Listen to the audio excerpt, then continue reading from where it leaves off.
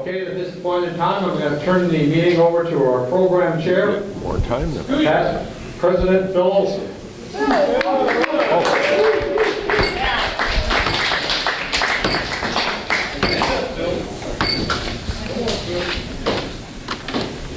my fellow Americans.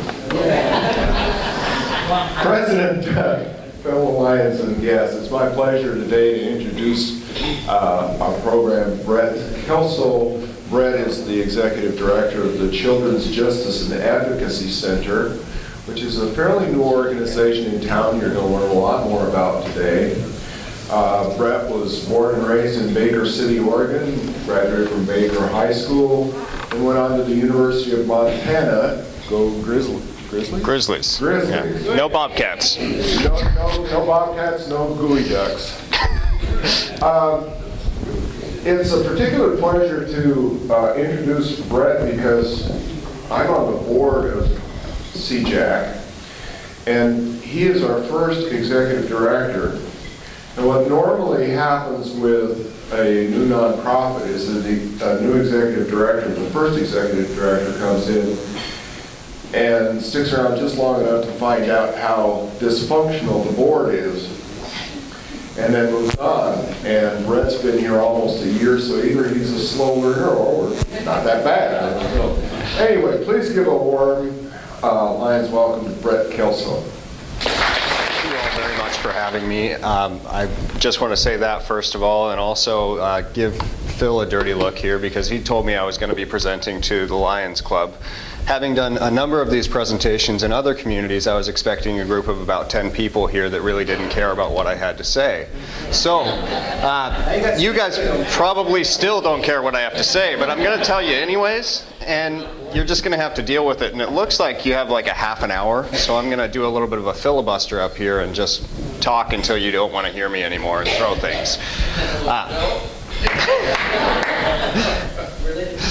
And as to Phil's comment about the board, we did have some issues with the board, so I went out and recruited Pat over there to get them all in line, and he's on it right now. I haven't learned yet. That's a sure fix.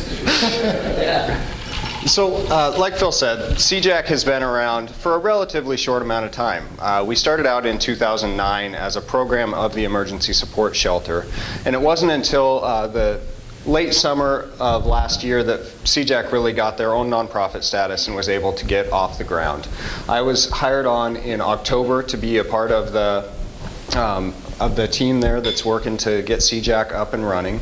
And I'm looking around here, and I've spoken to a number of you on previous occasions about what our organization does, but I'm guessing that most people still don't have a good understanding of our program and what it is. So I'm here to kind of clear up some misperceptions about that and explain to you what we do there. First off, we are not CASA. It's not the same program. That's the number one question that people ask me as soon as they hear about what we do. CASA's been around for a very long time, and a lot of you probably know about them and have probably supported them in some way. We are a similar program to what CASA does, but our capacity is a little different. CASA is responsible for coming in after children are somehow involved with the child protective system and are there as their legal representative, as someone that speaks for the children. Our organization steps into cases before CASA is ever present, usually. What we do is we coordinate services for children that have been physically and sexually abused. Here in Cowlitz County, we serve over 200 children each and every year since we have been in existence. And unfortunately, those numbers are pretty well on par with the rest of the nation. 1 in 4 girls, 1 in 6 boys are sexually abused by the time they turn 18. So that's a pretty horrendous number to think about. And to think that we only actually are able to serve 200 children a year here means that there's probably some that aren't being served. And that's for a variety of reasons. But what we do when they do come to us, that the first referral process is we only take referrals through law enforcement and child protective services. We are available as an organization to help out in cases, to make resource referrals for families, but we really have to focus on the law enforcement and child protective services aspect of that first and foremost, because we do lend a hand to the investigations in those organizations. So what happens when a child is initially referred to us by either law enforcement or child protective services? They come to our facility, and we're located at 214 North Pacific in Kelso. They come in, and when they come in there, they're met by one of the advocates from the emergency support shelter, who is our partner agency, who takes them back to our family room. That family room has been set up with a number of items that have been donated to our facility from different individuals and organizations, and it's a comfortable place for the family to sit. After that happens, we have our team that's there with us from the get-go. They're in there kind of game planning how that investigation is going to go from another room. We have our child forensic interviewer, we have our law enforcement representatives and a county attorney's or prosecuting attorney's representative there at the same time. We will also have child protective services there in the cases that they are dealing with. So all of those people are there together all at the same time, sharing information so that they can work towards the best interest of the child in the case. And we can hopefully find out what happened. So the child comes back and is brought in for a forensic interview. When they're in there for that interview, they sit down one-on-one in a room that has both video and audio recording systems set up in there. So all of the talk that's done during that interview is recorded. It can't be said later on that the child was led into making any kind of statement. It's just an opportunity for the child to tell what happened. It's done in a non-leading, non-judgmental way so that the child's just there to speak and to tell their story. So that allows for the most factual information to be garnered from that child, and if the case turns out that the child doesn't disclose that anything happened, basically the case can end right there. That's where law enforcement and the rest of the people take up their end of the investigation. But during that interview, a lot of information is gained. All of those parties that are part of those investigations are there to be able to observe what's happening during that interview, and they don't have to interview the child again, allowing for the child to not have to repeatedly tell the same story over and over and over again. All the research that's out there shows that that's really detrimental to children to have to go through these things repeatedly. So we try to focus on just making sure that we're looking out for them in that case. While that's happening and the child's being interviewed in one room, the victim's advocates from both the prosecutor's office and the emergency support shelter are able to meet with the family. And in the case of the emergency support shelter advocates, they're there to talk to them about what resources are there, what they can do to get their child help, helping them set up referrals for mental health counseling if that's needed, helping them with just basic transportation, housing needs, things like that, walking them through that entire process of here's where we are now, here's where we need to be in order to get your child better and to help your family be better. We have the prosecutor's office advocates are there and can walk them through what's going to happen in the legal system, if anything's going to happen in the legal system. Both of those people are there through our coordinated efforts throughout the course of an investigation and for as long as a family needs. It may be one meeting, it may go on for a year, just helping them out and making sure they have everything that they need to make sure their child is safe and healthy. So all of that happens right there on scene. The other programs that we're getting together right now involve prevention programs. We're looking at, we know that these children are being abused, and we want to stop it before they ever get to us. That's our number one goal, is to make sure that we're out of a job and we don't have to do this anymore. So we are now implementing a prevention program in the community that is brand new to this community. It's called the Darkness to Light Prevention Program. Stewards of Children is the name of it. And I will be happy to provide anyone else more information about what that program has to offer and be able to set up times for people to get trained in that if they are interested.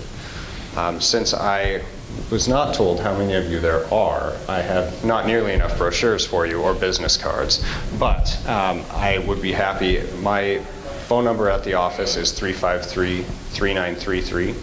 happy to answer any more questions about what our program does for any of you, or to talk about some times that you all can come down and take a tour of our organization, take a look at what it is that we do there. And we really are just looking out for the best interests of children. It's our #1 goal, and to be able to make sure that that happens. So I would like to open it up. If anyone has questions now, to please feel free to chime in and let me know if there's anything I can answer for you.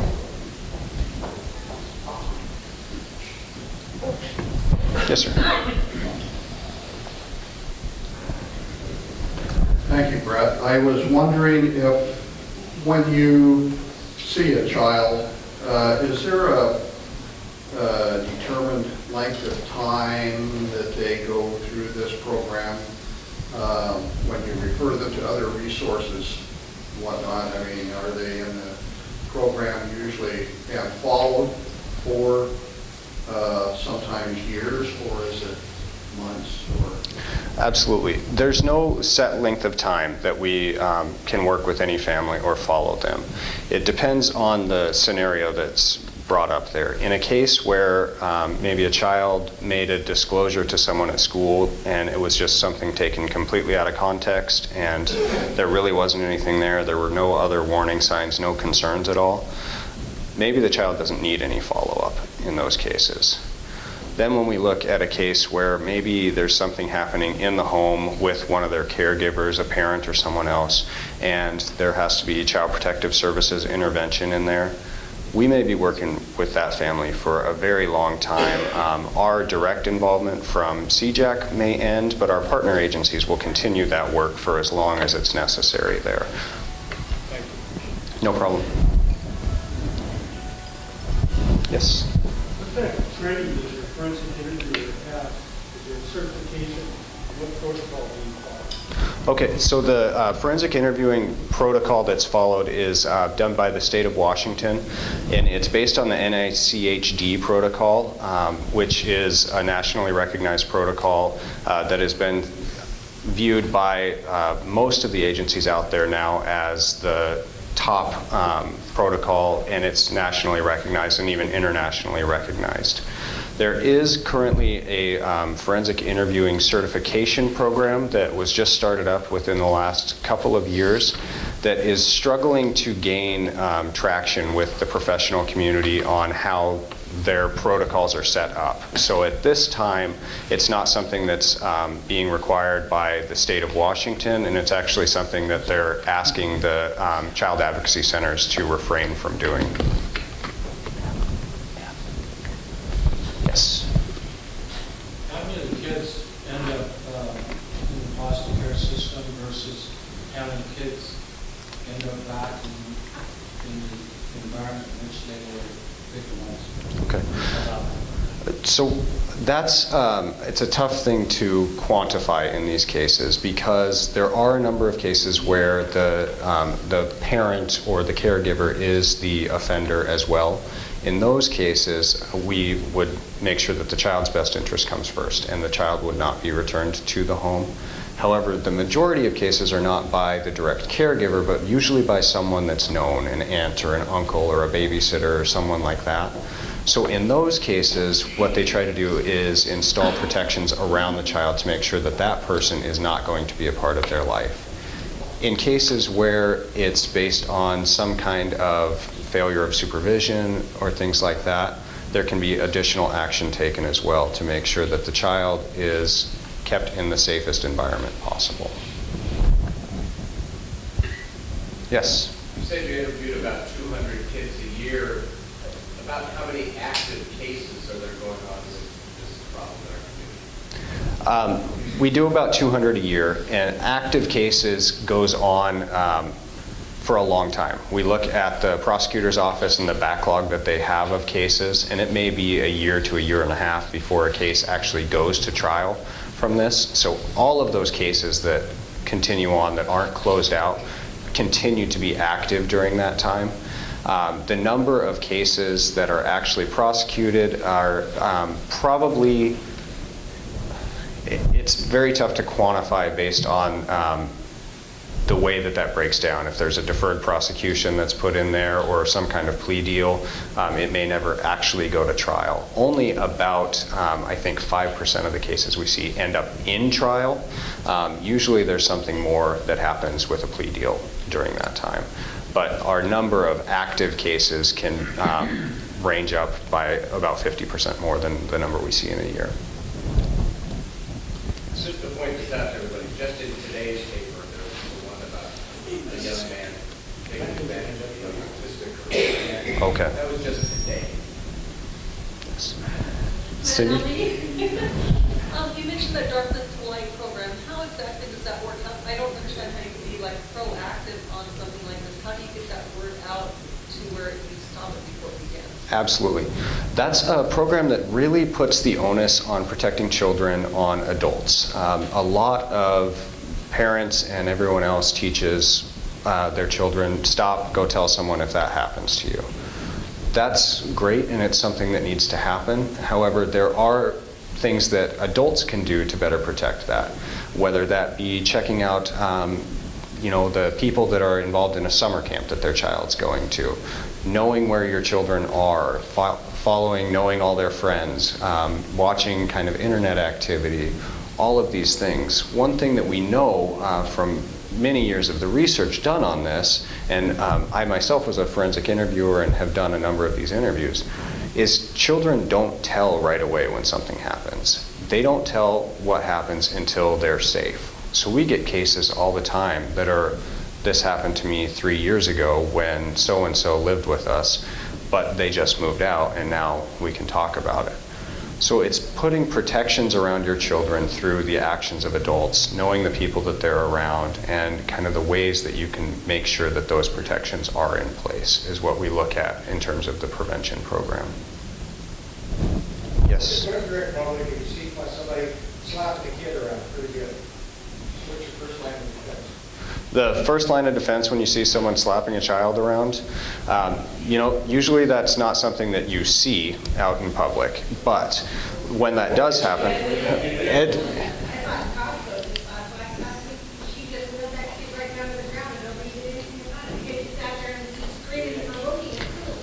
the first thing to do is step in. You don't necessarily want to step in and knock the parent out because then you'll be in jail for assault. But you can look at it as stepping up and saying, can I help you? Is there something I can do to help out? Is there something that I can do? If that's not working, call law enforcement. Get them there immediately. Tell them what happened. There's some things that we as a society just have to be willing to say, no, this isn't going to be acceptable for us. Yes, sir. We work with children from right about 3 to age 18. So we can help make referrals for children younger than that, but really they don't have the verbal skills to work in an interview setting. I've done interviews with a 2-year-old that was verbal and could tell a little bit, but really it starts at about age 3. Taking young children to court because of abuse. I know one girl that we got when she was 15, accused her father of molesting her. Mm-hmm. It turned out later on, after 2 years of going to court, that she had lied, and the father was not guilty, but it destroyed him. Mm-hmm. So I'm glad to see the program where that's vetted, so that mistakes like that don't happen. Yes. And we are not flawless. We cannot guarantee 100% success. People may lie sometimes. The national research on cases that are investigated shows that it's less than 5% of cases less than 5% with children under 12 are actually false disclosures or false accusations. So the research out there is pretty significant in showing that there are documented cases that have been false allegations, but the vast majority of those are not. And the way that we are able to do that during the interview process is by going through and getting a lot of details, details that you wouldn't necessarily know unless you had either a very, very active imagination or had experienced things firsthand. So it's a lot of stuff that most people don't want to hear about, but sensory details. How did it feel? How did it sound? All of those things that we go through and are able to get a fairly significant depiction of what happened in that scene for someone that was not there.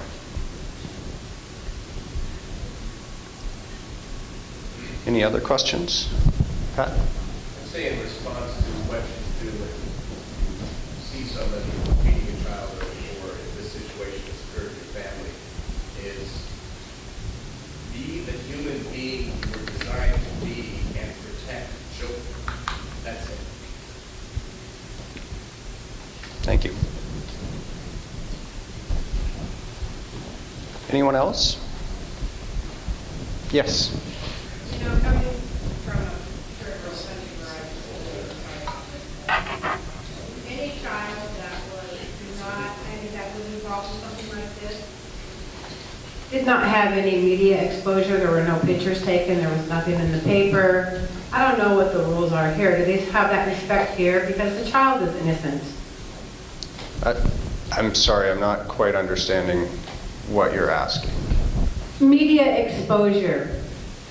We call that media exposure. There's a different term for it, but exploiting children who were abused. They're not doing that here, are they? Because they really shouldn't, because that child will have a hard future. So what do they do about that? Okay. I think I understand what you're asking now. We have a confidentiality policy. It's not anything that is made public. All of the information that happens through our agency is confidential and only shared with our partner agencies that are a part of that investigation. The only time that that would be released to the public is in a court setting, and even in many of those cases, those are sealed court settings, especially when there's a juvenile involved with that. Yes, sir. Your agency gets copies of the report? My agency is not. Our interviewer that we work for is, or that works with us, is a employee of the prosecutor's office, and so she may see a copy of the police report as part of that investigation or after the fact. Yes, sir. Yes, we do. Is a good percentage of these children that are referred have parents that have drug-related problems? You know, drugs are always a factor. However, we've noticed that this issue stems across all boundaries. So it's not anything that's directly related to drugs necessarily. It happens in cases where there's no drugs whatsoever involved. But there are a number of cases where drugs are involved, whether that be parental drug use or something else that they've had a history of that.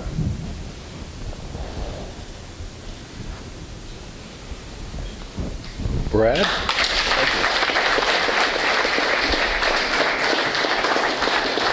On behalf of the Longview Pioneer Alliance, I'd like to present you with this mug. It's not full. You'd have to fill it up yourself. Okay.